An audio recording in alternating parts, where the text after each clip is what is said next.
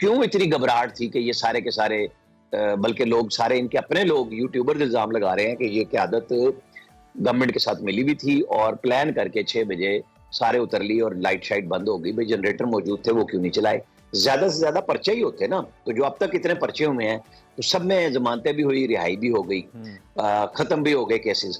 تو یہ ایسا لاہور میں ایسا کیا طوفان تھا کہ یہ سارے کے سارے اسٹیج چھوڑ کے نکل لیے؟ عامر الیاس رانا صاحب، میں آپ کی جانب آنا چاہوں گا. سر، بانی پی ٹی آئی سے متعلق ایک کے بعد ایک اسرائیلی اخبار کا دعویٰ سامنے آ رہا ہے اور انہیں اسرائیل کا حامی اور ہم خیال قرار دیا جا رہا ہے. یہ دعوے بانی پی ٹی آئی اور تحریک انصاف کی سیاست کے لیے بتائیے گا کس حد تک خطرناک ثابت ہو سکتے ہیں؟ دو چیزیں ہیں. آپ کے پاس سینیٹر موجود ہیں اور وہ اپنی پارٹی کی اپنی لیڈرشپ کے حوالے سے بہتر بات کر سکتے ہیں اور انہیں کرنی بھی چاہیے.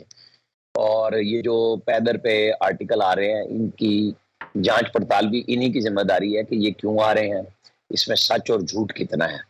ہاں, عمران خان صاحب نے بالکل, جو لندن میں میئر آج بھی ہیں صادق خان, ان کے مقابلے میں اپنے جو ایکس بدر ان لا ہے ان کی جو یہودی بھی ہیں ان کی کمپین انہوں نے چلائی تھی اور وہ کہتے ہیں وہ میرے دوست ہیں اور ان کی دوستیاں غیر ملکیوں کے ساتھ کرکٹ کے دنوں سے ہی ہیں اور وہ مشہور ہیں.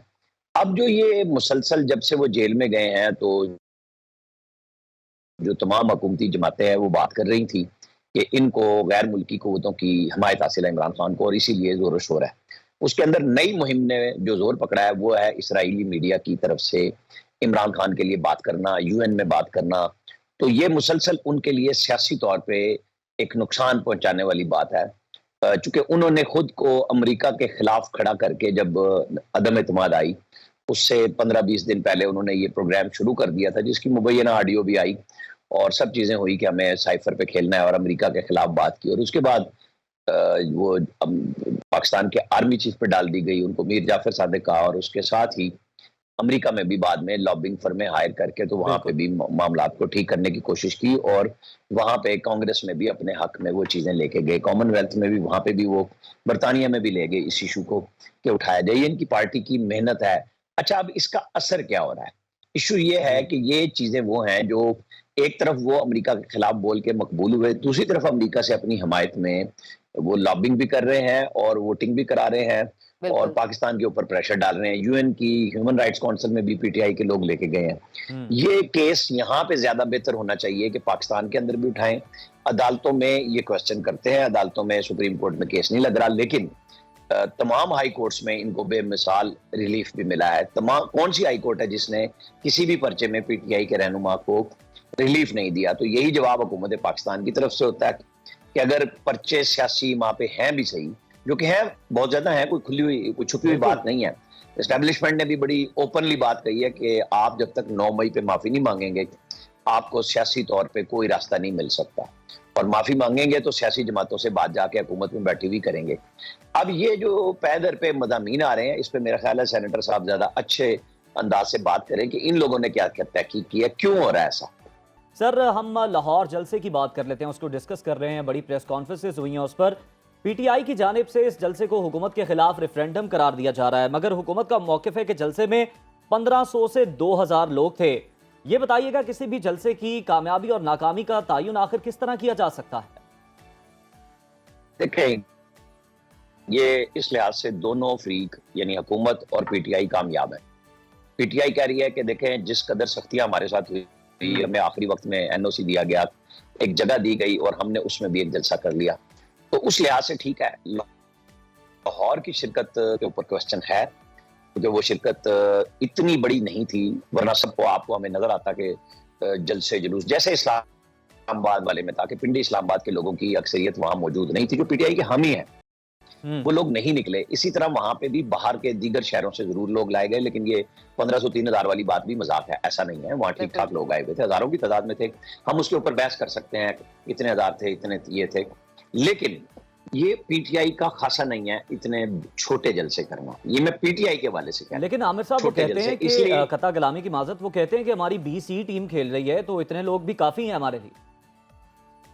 نہیں, دیکھیں نا, وہ عمران خان کی رہائی کا دعویٰ ہے, پریشر ڈالنے کا دعویٰ ہے, تو پھر اس سے تو وہ دعویٰ نہیں نہ ہوتا. چاہے بی کھیل رہی ہے ایسی, پھر آپ نہ اعلان کریں. پھر اے ٹیم جو ہے آپ کی وہ کیوں مفرور ہے یا وہ سامنے کیوں نہیں آتی؟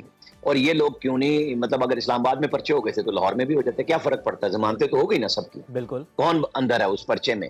تو کیوں اتنی گھبراہٹ تھی کہ یہ سارے کے سارے, بلکہ لوگ سارے ان کے اپنے لوگ یوٹیوبر الزام لگا رہے ہیں کہ یہ قیادت گورنمنٹ کے ساتھ ملی ہوئی تھی اور پلان کر کے 6 بجے سارے اتر لی اور لائٹ شائٹ بند ہو گئی, بھائی جنریٹر موجود تھے وہ کیوں نہیں چلائے.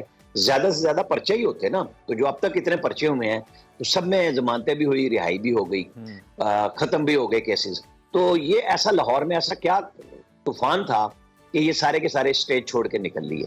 تو یہ کوسچن مارک اگر یہ سی ٹیم ہے یا بی ٹیم ہے یا اے ٹیم ہے تو ان کے اوپر تو آئے گا کہ چیئرمین بھی وہاں عامر پارٹی صاحب کے یہ بھی موجود باتیں ہو ہوں. رہی ہیں کہ یہ جو اجازت مل رہی ہے یہ کوئی مشروط ہے, اس کا ذرا شارٹلی آنسر دیجیے گا.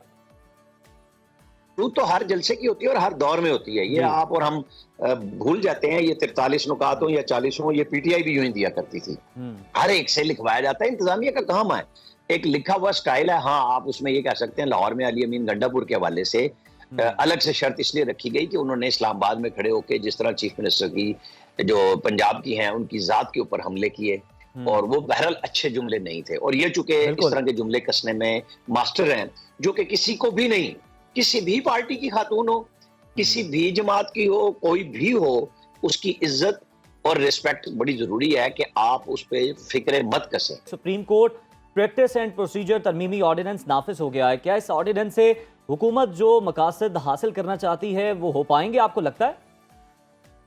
کہ ہونے یا نہیں ہونے, مقاصد حاصل کرنے کا عمل شروع ہو گیا ہے, کیونکہ جسٹس امین الدین خان کو چیف جسٹس آف پاکستان نے مقرر کر دیا ہے اس کمیٹی کے اندر, اور انہوں نے اس کو بخوشی تسلیم کر لیا ہے. اب اس کے اوپر سوالات آئیں گے. اس کے اوپر آج لاہور ہائی کورٹ میں بھی اظہر صدیق ایڈوکیٹ نے کیس کیا ہوا ہے, جس پہ ایک کوسچن آیا ہوا ہے کہ آپ نے اسلام آباد میں کیوں نہیں کیا, اور وہ جب چیلنج ہوگا, جب دیکھا جائے گا. لیکن اس کے اوپر آج پہلی میٹنگ ہے, اور توقع یہی کی جا رہی ہے کہ منصور علی شاہ صاحب آتے ہیں تو تب بھی 2-1 سے فیصلہ ہوگا, اور وہ نہیں آئیں گے تو وہ 2 جو کہ کوورم پورا ہو جائے گا اور وہ فیصلہ کریں گے. اور جو پچھلی میٹنگ شاید جمعرات یا بدھ کو تھی جو نہیں ہو سکی تھی, اس کے اندر ایجنڈا تھا 63A کے ریویو کا بینچ بنانا, آڈیو لیکس کے اوپر جو روکا گیا تھا کام اس کے اوپر ایک بینچ بنانا. تو اب یہ بڑے اہم فیصلے ہوں گے, اور اس کے اندر ہو سکتا ہے کہ آج جو چیف جسٹس نے رجسٹرار صاحبہ کو خط لکھا تھا کہ مجھے بتایا جائے 9 سوال کہ یہ کیسے فیصلہ جو ہے جو بغیر عدالت لگائے اپلوڈ بھی ہوا اور فیصلہ جاری بھی ہوا, جو مخصوص نشستوں کا تھا اس کے اوپر بھی اہم فیصلے ہو سکتے ہیں. تو اس لحاظ سے بڑی اہم دن آج ہوگا. آج 79 فیصلہ آباد والا بھی بلوچ صاحب کے حلقے کی دوبارہ کاؤنٹنگ کا ریویو لگ گیا ہے, اور پھر کل جو لگ رہا ہے وہ پنجاب کے ٹریبونلز کا کیس ہے. بہت شکریہ عامر الیاس صاحب.